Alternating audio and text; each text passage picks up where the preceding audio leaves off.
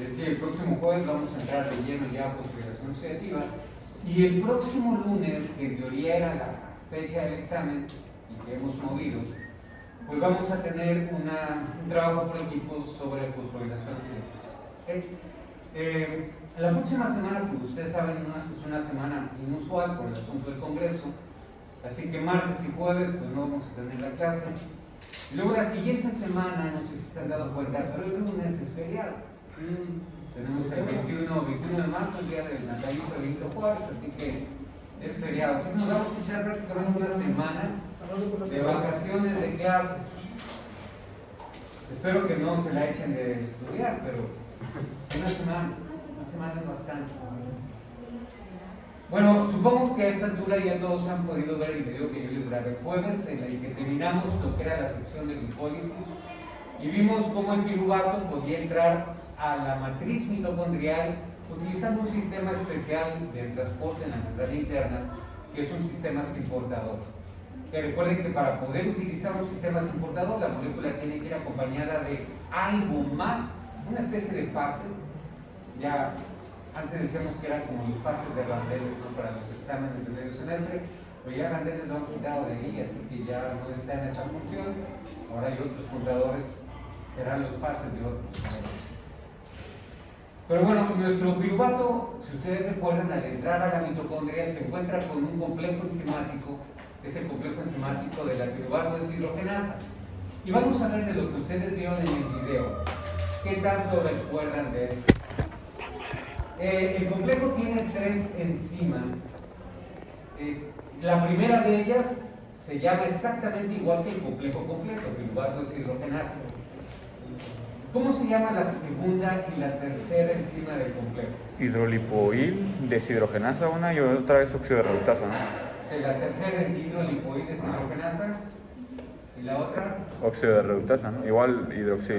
no, hidrolipoil transacetilasa es la segunda. ¿Okay? ¿Se acuerdan qué hace específicamente el piruvato deshidrogenasa? La primera de las 3 enzimas del complejo. ¿Qué es lo que hace? ¿Se acuerdan? Hemos ido recorriendo pues la historia de la molécula de glucosa, cómo se fue convirtiendo en distintas cosas. Al final de la glucólisis se convirtió en 2 moléculas de piruvato. Básicamente esos 6 carboncitos con los que iniciamos quedaron convertidos en 2 moléculas con 3 carboncitos. Entran los 2 a la mitocondria en forma de piruvato y en el interior pues van a pasar por ese complejo enzimático de la piruvato deshidrogenasa. ¿Qué les hace la primera de las 3 enzimas del complejo? ¿La exocinasa o cuál? La piruvato deshidrogenasa se llama así justamente. Igual que el complejo completo. Le quitaba carbones, ¿no? Exacto, le quita un carbono. ¿Y se acuerdan qué vitamina utiliza? Tiamina, porque es un alfa-ceto. Recuerden que la tiamina tiene una de sus funciones, es la descarboxilación de alfa-cetoácidos. Y si ustedes recuerdan, un alfa-cetoácido es una molécula muy sencillita. Si agarran ustedes un aminoácido, que ya los conocen, y le quitan su grupo alfa-amino, la molécula que nos queda es un alfa-cetoácido. Y piruvato es justamente un alfa-cetoácido. ¿Se acuerdan de qué aminoácido? Tiamina era. Ah, no, perdón. Era... ¿Cuál era? ¿De qué aminoácido es piruvato? Alanina. Un alfa-cetoácido. Alanina. Alanina. Si yo a la alanina le quito su grupo alfa-amino, lo convierto en piruvato. Es decir, podemos llegar a piruvato por distintos caminos. Vimos cómo llegamos a través de carbohidratos, a través de glucólisis, pero también, y eso va a ser más adelante, vamos a ver cómo a partir de alanina, quitándole un grupo amino, lo convertimos en piruvato. Por eso ya lo hemos platicado antes. Piruvato entra en la mitocondria y adentro pues, se encuentra la piruvato deshidrogenasa. Lo primero que le ocurre es la pérdida de un carbono. Es el primer punto de los que vamos a ver en la clase donde se produce CO2. ¿Okay? Y ahora esos 2 carboncitos, ¿qué destino van a tener? Eran 3, recuerdan, de la molécula de piruvato, quitamos 1, nos quedan 2. ¿Cuál es su destino? ¿A dónde van?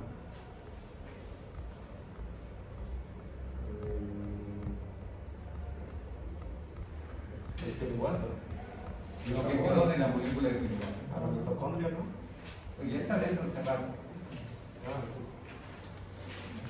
Pues, lo que estoy preguntando es qué sucede con los 2 carbones. ¿Qué va a pasar con esos dos carbones que quedan? Pues se expulsan, ¿no? En forma de CO2. No, bueno, si tú estás hablando de los dos carboncitos que se desprenden, sí, se van en forma de CO2. Pero ¿qué pasa con esas dos moléculas de dos carbones que quedan todavía dentro de la mitocondria? Se convierten en algo, pero ¿qué fósforo? No hay fósforo. Hidroxietil. En un hidroxietil. ¿Cuál es el producto final del complejo que llamamos piruvato deshidrogenasa? Una molécula que yo les dije que la vamos a ver hasta en la sopa de Acetil-CoA. acetil-CoA. Y acetil-CoA es cuando esos dos carboncitos se pegan a CoA, que es una molécula muy grandota. ¿Okay? Y eso, el resultado de la unión de esa CoA grandota con estos dos carboncitos es acetil-CoA.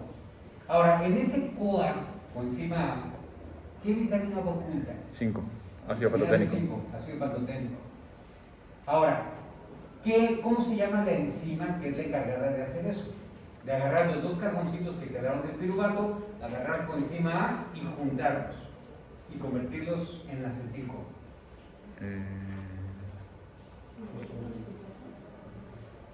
Es dihidrolipoil algo. La transacetilasa. Transacetilasa. Y utiliza una coenzima que no es una vitamina. ¿Cuál es? Coenzima SH, ¿no? Ah, no. ¿Cuál es? Es el ácido lipólico. Exacto, es una forma modificada del ácido lipoico que llamamos lipoamida y que yo les comentaba en el video que es como una especie de bracito robótico. Parece un bracito, al final del bracito hay un anillo y en ese anillo hay dos átomos de azufre y esos átomos de azufre son los puntos donde se van a unir los dos carboncitos que vienen del piruvato, CoA, para poderse juntar. Pero cuando termina el proceso, esos dos carboncitos quedan separados, esos dos azufres quedan separados. Para poder volver a funcionar tienen que juntarse. Y eso es lo que hace justamente la tercera de las enzimas del complejo, hidrolipoil deshidrogenasa. Le va a quitar electrones, átomos de hidrógeno, y esos azufres se van a pegar, se van a oxidar. Y ya está listo el bracito para volver a funcionar. Díganme, esos electrones, ¿en dónde terminan? En vitamina B2, en FAD. Terminan en vitamina B2. Pero después lo recoge NADH. Terminan finalmente en NADH. ¿Okay? Es cierto, utiliza vitamina B2, la enzima, pero al momento que se los quita, hagan de cuenta que NADH se pone celosa y viene y se lo roba. Y se quedan finalmente ahí. Y quiero que vean ahora la guía que tenemos aquí. Esta vía recibe el nombre del ciclo del ácido cítrico, precisamente porque la primera molécula que se forma en el ciclo es el ácido cítrico. Quiero que vean en la parte superior, acá, donde está el cursor. Ahí está nuestra molécula de acetil-CoA, la que acabamos de producir a partir de lo que quedó del piruvato. ¿Okay? Esa molécula, si ustedes ven, son dos carboncitos que vienen de la molécula de glucosa unidos a coenzima A. Se van a unir con una molécula que tiene un nombre muy raro, se llama oxaloacetato, que es esta que viene acá, que tiene 4 carbones. Esos dos carboncitos, al unirse con los 4 del oxaloacetato, van a formar una molécula que tiene 6. Porque si ustedes lo notan, coenzima A no continúa, sino que sale. Hagan de cuenta que coenzima A solo llegó, regaló los dos carboncitos y se volvió a ir. Y ahora la molécula que tenemos se llama justamente ácido cítrico o citrato. La enzima que funciona ahí se llama citrato sintasa, su nombre es muy lógico, porque sintetiza citrato. Este ciclo se llama así precisamente por esta molécula. Esta molécula que mucha gente confunde con vitamina C.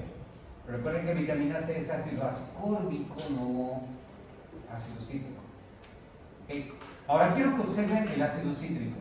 Observan que tiene 3 carbones que en realidad son grupos carboxilo, ya desprotonados o menos. Por eso, si ustedes lo notan, esta misma estructura la tienen varias de las primeras moléculas que aparecen en el ciclo.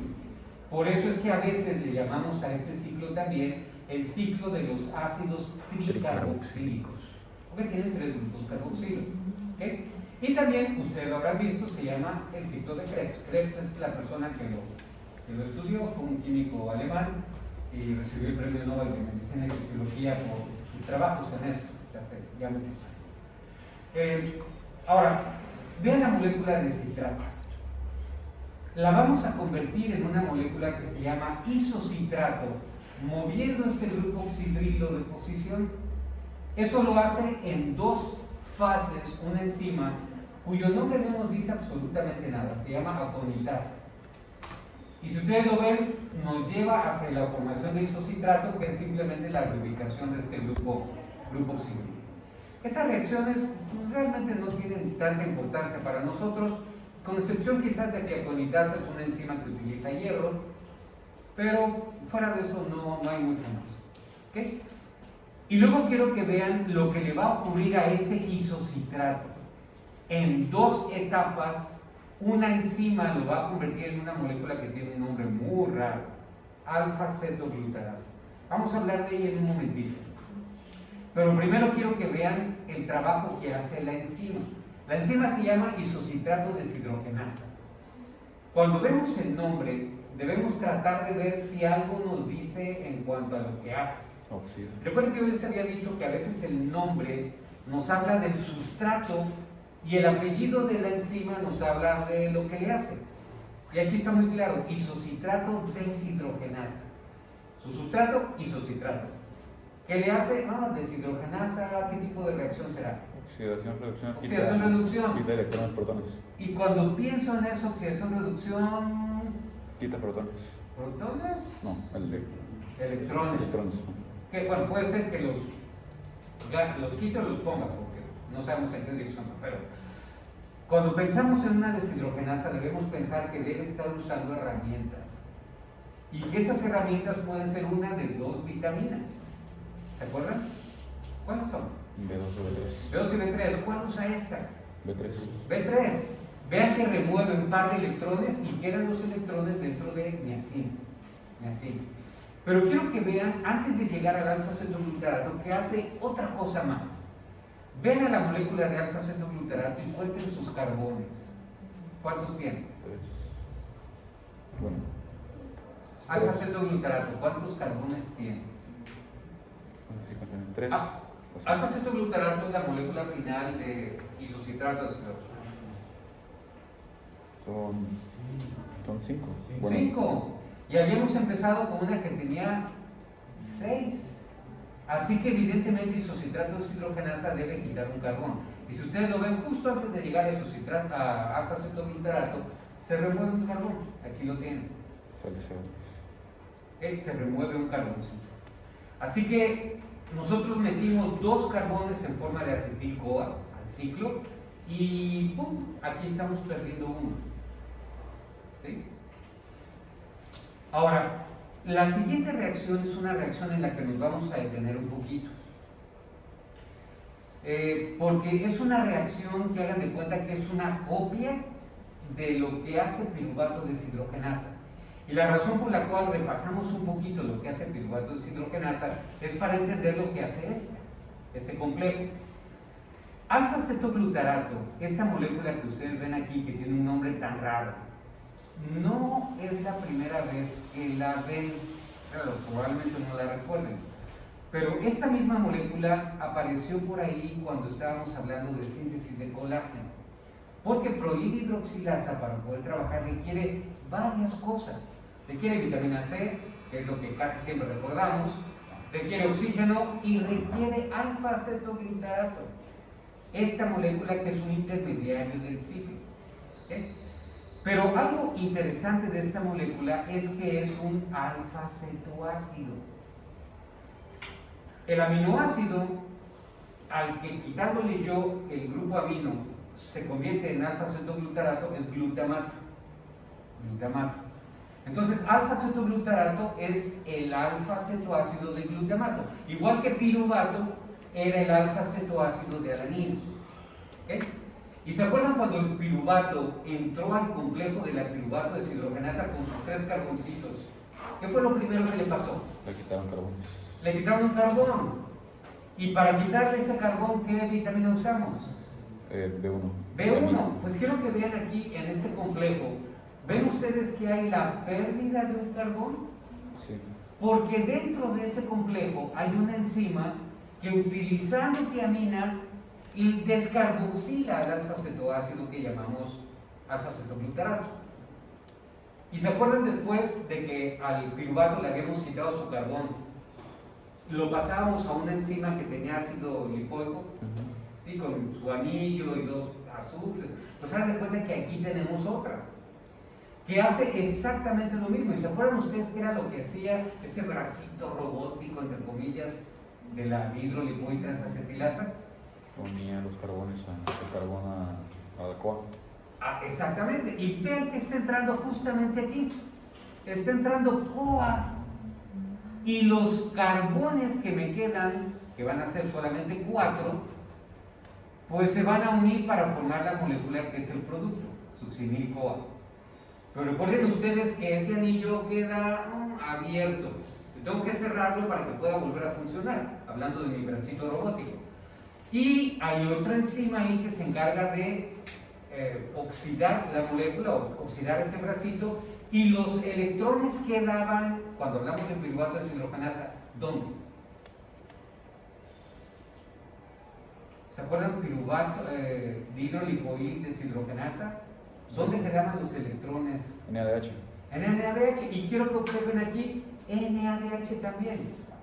Esto que ustedes ven aquí, hagan de cuenta que es exactamente igual que la piruvato deshidrogenasa, solamente que el autor lo ha puesto en forma muy abreviada, pero aquí hay vitamina B1 escondida, hay vitamina B2 también, hay vitamina B3, hay lipoamida, hay un complejo enzimático aquí que está prácticamente repitiendo el trabajo que hizo piruvato deshidrogenasa. ¿Okay? Porque de hecho lo que está entrando es un alfa-cetoácido. Sí, no es piruvato, se llama alfa-cetoglutarato, pero es un alfa-cetoácido igual. Ahora, llegamos a formar un compuesto que se llama succinil-CoA, que es succinil-coenzima A. Succinil-coenzima A es un compuesto de alta energía, igual que lo era 1,3-difosfoglicerato, o igual que lo era fosfonol-piruvato. Y normalmente cuando en una vía vemos que aparece un compuesto de alta energía, ¿qué ocurre en la siguiente reacción? Le quitamos energía. Los desbaratamos para extraer esa energía. Y vean justamente lo que ocurre aquí. En la siguiente reacción los separamos de la coenzima A, y eso hace que se libere la energía que estaba ahí dentro de esta molécula, parte de la cual va a quedar atrapada en forma de una molécula de ATP. ¿Lo ven? Este es el único punto en el ciclo del ácido cítrico donde tenemos producción de ATP por fosforilación del sustrato. Recuerden que yo les había comentado que la célula produce ATP básicamente por 2 mecanismos. Fosforilación del sustrato, que de hecho ya lo habíamos visto en glucólisis, y el que leyeron para el día de hoy, que es fosforilación oxidativa, que es el que produce la gran mayoría, que lo vamos a empezar a estudiar el próximo jueves. ¿Okay? Así que ahí sale una molécula de ATP. En el caso del ciclo del ácido cítrico, que se encuentra en los hepatocitos, en el riñón, generalmente lo que se produce aquí es un equivalente a la molécula de ATP que llamamos GTP. Haz de cuenta que es como otra marca de pilas, como si fuera Duracell contra, ¿qué otra batería hay? Rayovac, quién sabe qué otras marcas hay. Pero hagan de cuenta que es la misma función. Este GTP que se produce en los hepatocitos es el equivalente a una molécula de ATP. ¿Okay? Y como ustedes ven aquí, la CoA que acababa de entrar, la coenzima A, sale y ya no la volvemos a ver hasta que otra vez nos trae un par de carbones de la molécula de química. ¿Okay? Bueno, la molécula que acabamos de formar ahora se llama succinato. ¿Okay? Succinato. La siguiente reacción va a convertir al succinato en una molécula que tiene un nombre medio raro, se llama fumarato. Pareciera que no tiene mucho chiste, pero hay algo que debemos recordar de esta reacción. Es la tercera reacción del ciclo en la cual quitamos electrones. Pero vean dónde quedan los electrones. FADH. Vitamina B2. B2. Lo que habíamos visto hasta aquí era solamente vitamina B3, pero esta es vitamina B2. Y probablemente ustedes recuerden de sus lecturas para el capítulo de hoy, que hay 4 complejos de proteínas que están en la membrana interna de la mitocondria que llamamos cadena de transporte de electrones. Y este nombrecito de succinato deshidrogenasa probablemente lo vieron por ahí, porque es el complejo número 2. Esta es la única de las enzimas del ciclo del ácido cítrico que se encuentra incrustada en la membrana interna de la mitocondria. Todas las demás están libres en la matriz mitocondrial, excepto succinato deshidrogenasa. Succinato deshidrogenasa es en realidad parte de la cadena de transporte de electrones, es el complejo número 2 que le dieron para el día de hoy. La siguiente reacción no tiene mucho chiste, es la conversión de fumarato en malato, es una hidratación, ahí no vamos a tardar mucho en verla. La enzima se llama fumarasa, tampoco tiene mucho indicativo lo que hace. Y la siguiente reacción es la última, la que va a agarrar el malato y lo va a convertir de regreso en oxaloacetato. Así que como ustedes ven, no gastamos oxaloacetato porque si bien pareciera que lo gastamos al inicio, al final del ciclo lo estamos recuperando. Y ahí hay una enzima que es malato deshidrogenasa, que como ustedes ven por el nombre, pues debe ser una reacción de oxidación-reducción. Y debemos pensar vitaminas, y sí, aquí aparece una que es vitamina B3. ¿Okay? B3, y así. Ahora, no estoy muy seguro en relación a la hora de esto del día de hoy. 3:55. Sí, 55. Ok, ahora, quiero que veamos ahora a vuelo de pájaro el ciclo. ¿Okay? El libro dice por ahí que el ciclo de Krebs, o el ciclo de los ácidos tricarboxílicos, es una vía metabólica anfibólica. ¿Qué significa que sea una vía metabólica anfibólica? ¿Alguien tiene idea qué significa ese término tan raro?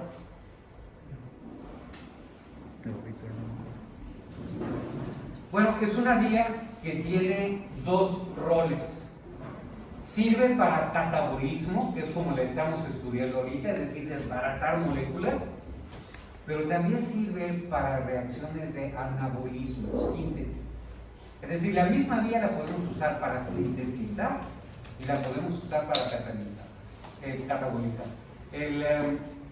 Particularmente cuando hablamos de la síntesis de aminoácidos, muchos de los intermediarios del ciclo pueden tomar rutas de desviación hacia la síntesis de los aminoácidos esenciales. Perdón, no esenciales. ¿Okay?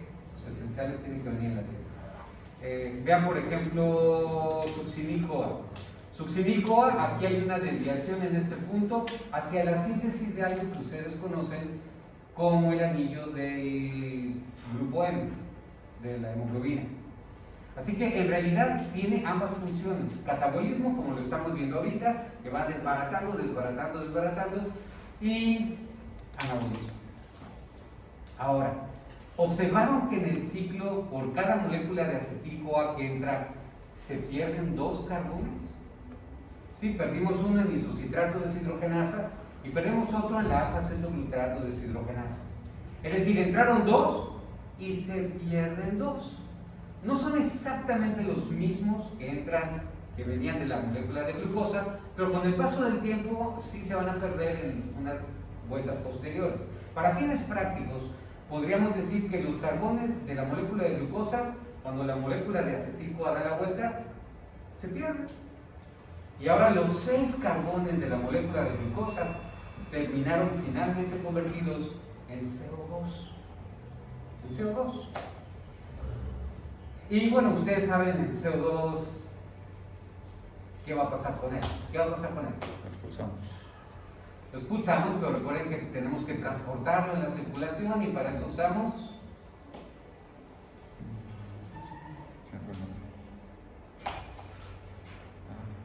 ¿Cómo se llama? podemos usar hemoglobina, que lo podemos transportar ahí, pero también se acuerdan del sistema amortiguador de bicarbonato. CO2 se une con agua, forma bicarbonato y eso eventualmente forma ácido carbónico, perdón, y finalmente bicarbonato y protón. El incremento de CO2 por esta y otras vías en un determinado sitio, ¿qué va a causar en relación al pH del lugar? Pues lo va a elevar. Lo va a disminuir. Va a elevar la concentración de hidrogeniones, es decir, vamos a incrementar CO2, eso se va a unir con agua, va a formar ácido carbónico, ese ácido carbónico se va a disociar, va a formar bicarbonato y protones, que van a empezar a elevarse, lo que hace que el pH disminuya. ¿Okay? Ahora, ¿cuántas moléculas de ATP se producen por cada molécula de acetil que entra al sitio? ¿Cuántas ven ustedes? ATP una solamente. Una sola, ¿no es cierto? En esa enzima que se llama succinilcoacinasa, que por cierto, la van a ver por ahí en otros libros con el nombre de succinilcoa sintasa, es la misma. Okay. Pero su libro por ahí dice que por cada molécula de acetil-CoA que entra al sitio tenemos el potencial de producir 10 moléculas de ATP. ¿Dónde están? Es más, nosotros empezamos con la molécula de glucosa, ¿se acuerdan? Y la hicimos recorrer pues todos los episodios, por lo menos 3 de los 4 episodios de su oxidación completa. Hasta donde vamos, ya la molécula de glucosa desapareció, se convirtió en CO2, ya la exhalamos, ya no hay molécula de glucosa. Pero ¿cuántas moléculas de ATP hemos producido hasta este punto? Desde que iniciamos, desde glucólisis. En glucólisis, ¿cuál es la ganancia neta de ATP? Por cada molécula de glucosa. 2. En la conversión de piruvato a acetil-CoA, ¿cuántos ATP se generan? Ninguno. En el ciclo del ácido cítrico, 1 por cada acetil-CoA que entra. ¿Y cuántas acetil-CoA están entrando? 2. Así que tenemos 4 de producción de ATP. Pero el libro dice que la producción máxima en una célula que tiene mitocondrias es de 32. Y aquí donde vamos, va 4. Y ya la molécula de glucosa no existe. ¿Dónde quedó el resto? En protones en los paquetes de NADH que finalmente por la fosforilación oxidativa se van a convertir en ATP. Exacto, quedó no en protones, quedó en electrones. ¿Okay? Todos esos electrones que hemos quitado y que hemos ido guardando en forma de NADH y de FADH2 son el resto de la historia. Justamente la historia que ustedes leyeron para el día de hoy, que es una de las vías metabólicas más interesantes de ver a la fosforilación oxidativa, porque cuando se explicó por primera vez nadie creyó que la célula funcionara así. Cuando Peter Mitchell propuso su teoría, la verdad que mucha gente se rió, pero al final de cuentas sí resultó ser así. Ahora, ¿cuántos electrones hemos removido por cada molécula de acetil-CoA que entra al ciclo del ácido cítrico? ¿Cuántos electrones? Electrones. Pues 2, 4, 6, como 16. No, por cada acetil-CoA que entra al ciclo, hagan de cuenta, un acetil-CoA da la vuelta al ciclo. ¿Cuántos electrones le removemos en el camino? 10. A ver, vamos a ver. Isocitrato deshidrogenasa, primera. Alfa-cetoglutarato deshidrogenasa, segunda. El complejo del alfa-cetoglutarato deshidrogenasa. Succinato deshidrogenasa, tercera. Y malato deshidrogenasa, que es la última enzima del ciclo, la cuarta. 4 reacciones. ¿Cuántos electrones removemos en cada una de ellas? 2. Así que por cada molécula de acetil-CoA que entra, removemos 8 electrones. Y si ustedes se dan cuenta, de esos 8, 6 quedan guardados en moléculas de NADH.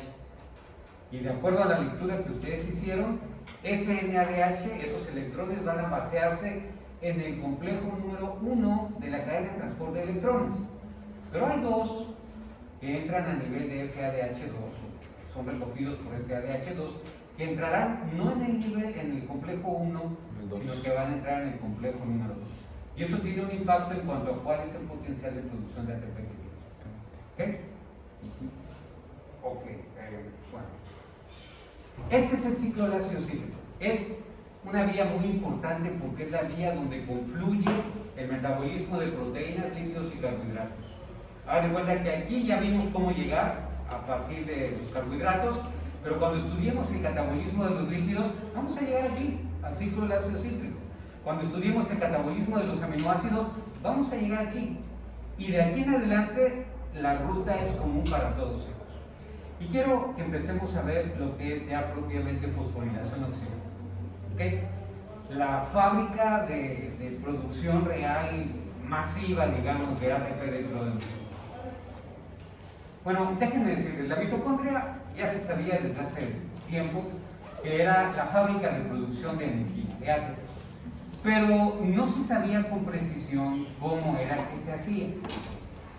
Se pensó en un momento que a lo mejor lo que ocurría ahí en la mitocondria era que debía a lo mejor haber una molécula superenergética que al desbaratarla deberíamos poder extraer ATP. Así como pasa a lo mejor con esta molécula, ¿se acuerdan? Un 3-difosfoglicerato, una molécula de alta energía que en la siguiente reacción de la glucólisis la desbaratamos y obtenemos ATP. Y la gente pues empezó a buscar esa molécula de alta energía en la mitocondria. Y empezó a buscarla, hagan de cuenta, y buscarla, y buscarla, y buscarla, y nunca apareció. Y no tenían idea de cómo era que la mitocondria producía ATP. La idea de que había una molécula de alta energía no se sostuvo. Hasta que llegó un señor de apellido Mitchell, Peter Mitchell, que propuso una teoría. Se conoce ahora como la teoría quimiosmótica de Mitchell, pero ¿saben? Cuando él la propuso por primera vez, sonaba tan descabellada que la gente se murió de risa. Casi nadie lo tomó en serio. Y lo que él propuso fue básicamente lo siguiente.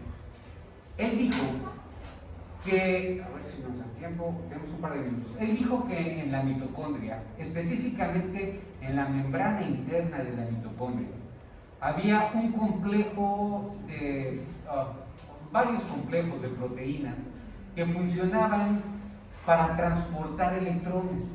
Los electrones que se habían recogido en los procesos oxidativos, por ejemplo, glucólisis y todo eso. Y que al entrar en la cadena, iban brincando, por decirlo de alguna forma, de proteína en proteína hasta llegar al final de la cadena. En ese proceso iban perdiendo energía. Vamos a ver en un momento para qué se usaba esa energía, quizás en juegos. Pero al llegar al final de la cadena, pues alguien tenía que recibirlos del otro lado.